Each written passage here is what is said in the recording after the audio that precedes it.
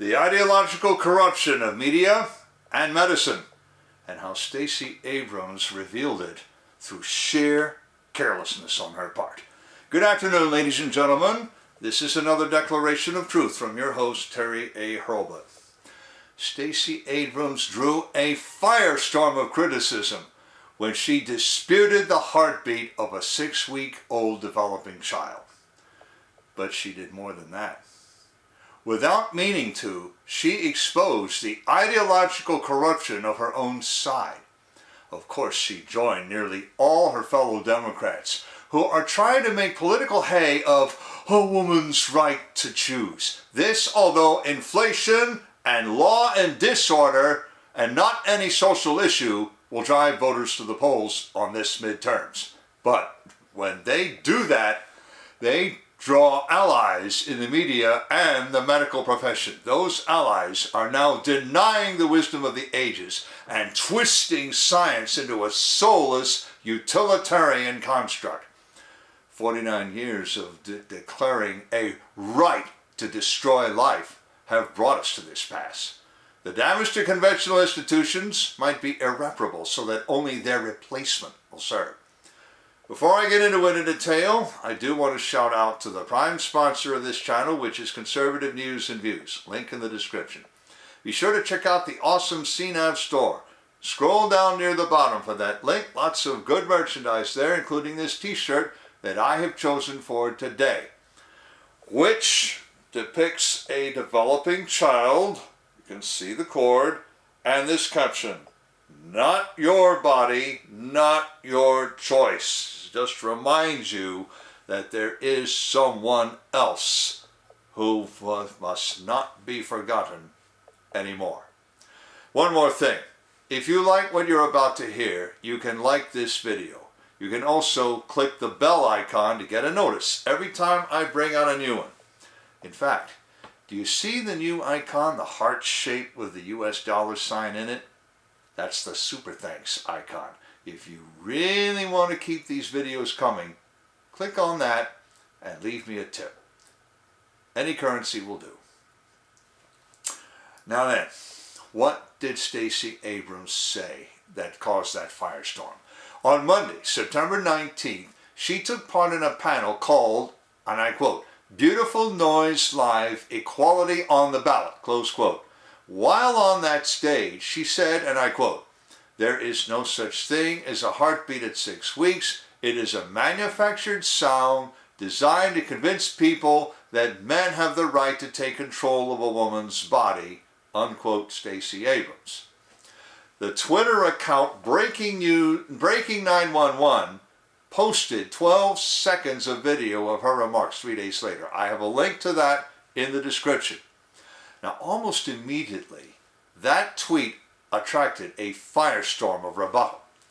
Among the replies came one from Meghan McCain. I have a link in the description, and I'm going to tell you what she said. Quote, "Hearing my baby's heartbeats at 6 weeks is hands down one of the most exciting, liberating, and most beautiful moments of my entire life. Hands down." Stacey Abrams is a very sick person to say this and somehow accuse doctors of faking fetal heartbeats. Full stop. Unquote, Meghan McCain.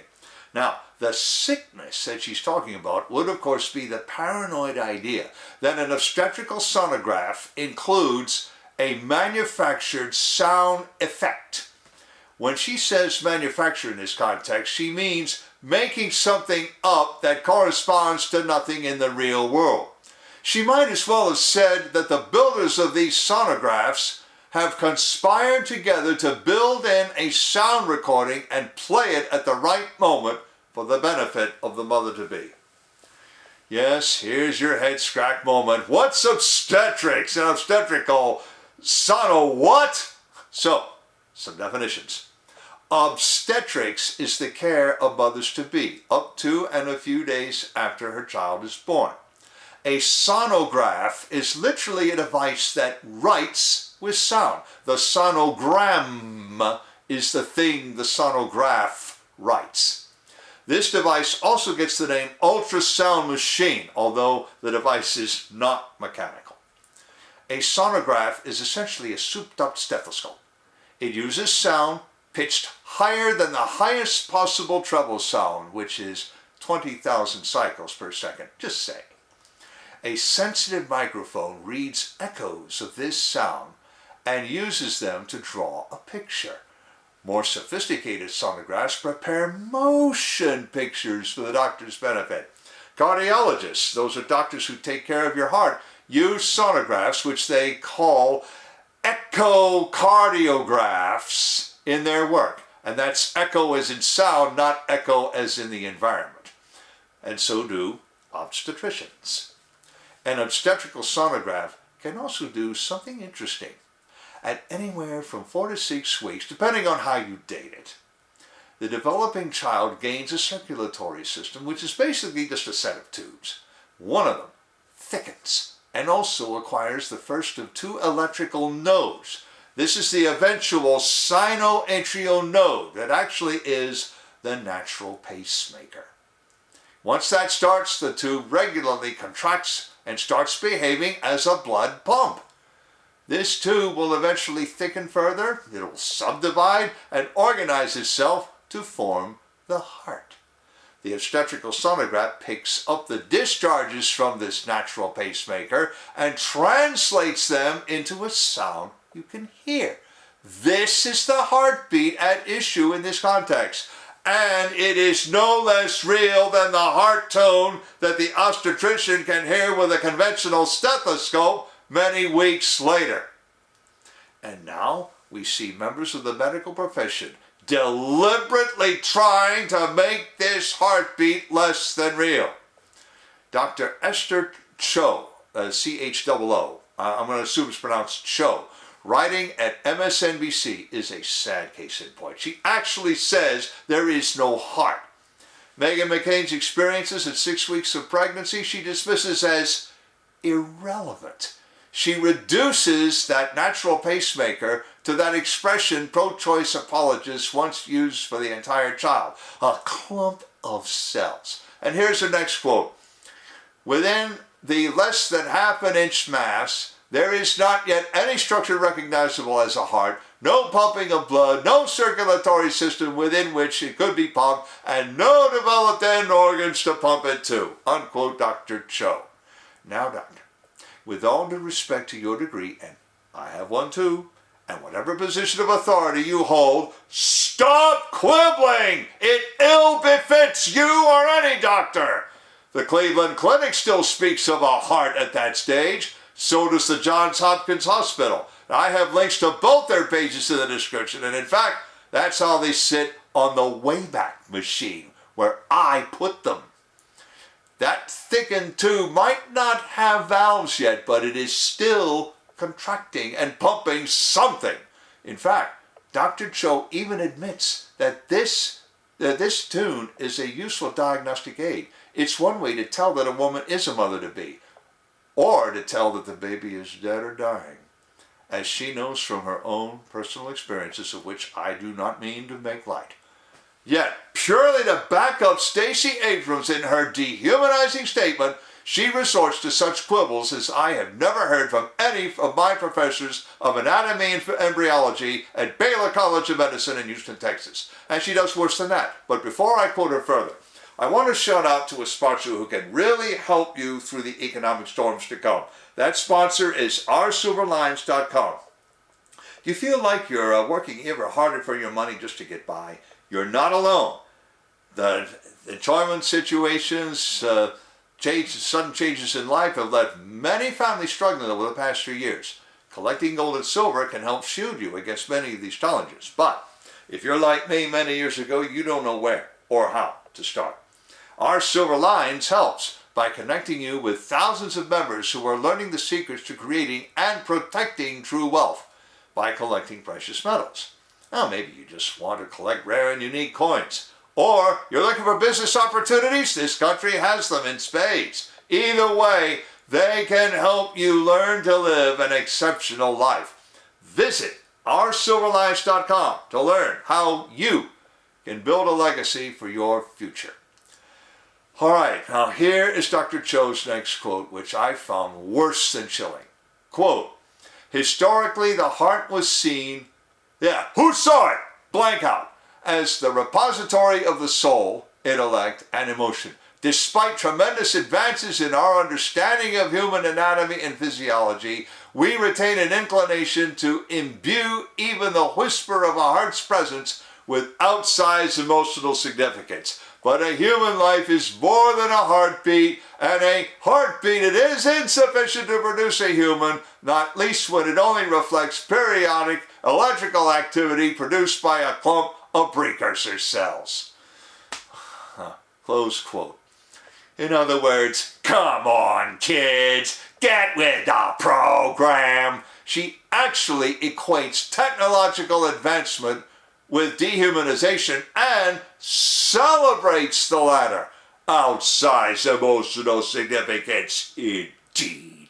And how dare she regard that child as subhuman, as she does in her very next sentence. Sadly, Dr. Cho has plenty of company, and this is the real tragedy. Last September, when Texas passed its Heartbeat Act, the Mayo Clinic sanitized its own preborn child development page. Ben Johnson at the Washington Stand gives the details. From the Wayback Machine, he extracted 2 snapshots of the Mayo Clinic's page on child development in the womb, and I've left links to the description to those before and after snapshots. Before the act passed, they said that during the 6th week, and I quote, the heart and other organs also are starting to form and the heart begins to beat. Close, unquote, the Mayo Clinic. But afterward, all they say is the heart and other organs also are starting to form. Full stop. Which makes it sound as though the heart at that stage is inert, doing nothing. Fortunately, the Endowment for Human Development still has a video to which I've also left a link in the description, and again, from the Wayback Machine. Life News embedded that in their tweet, to which I have again left a link in the description. And here is EHD's official transcript of the voiceover narration in that video. Quote, the heart typically beats about 113 times per minute. Note how the heart changes color as blood enters and leaves its chambers with each beat. And the heart will beat approximately 54 million times before birth and over 3.2 billion with a B times over the course of an 80-year lifespan. Unquote, Endowment for Human Development.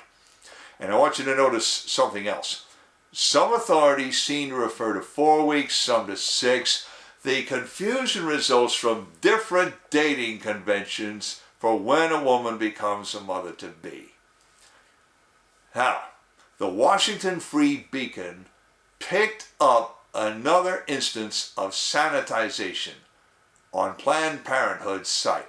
I've left links to before and current views of that page. Planned Parenthood talked up front about a beating heart until Stacey Abrams said what she said, and so many people tweeted back at her.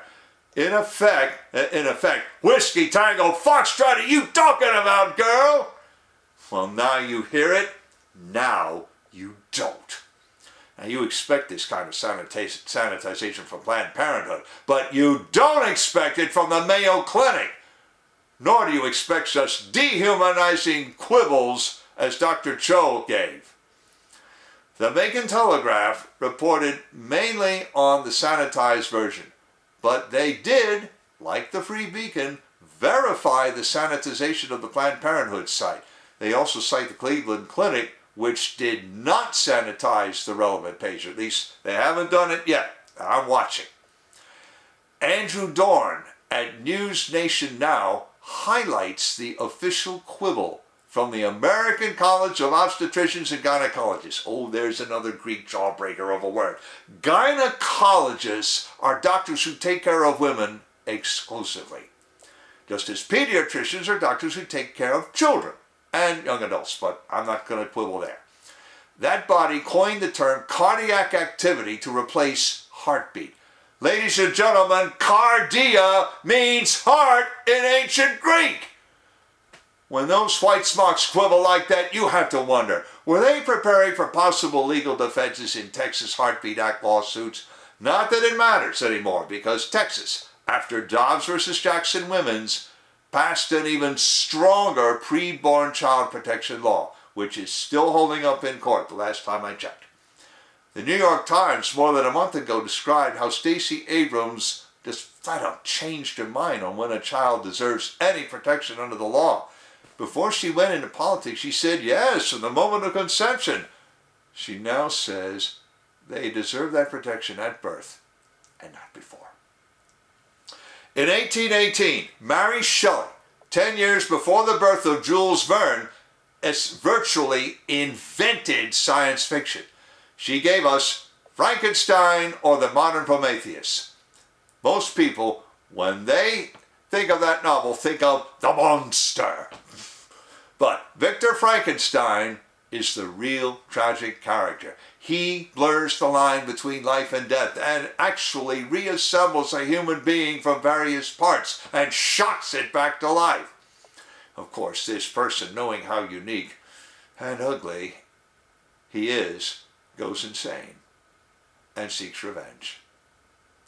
Beginning in the 20th century, the medical profession worldwide blurred that distinction again and denied the humanity of developing children.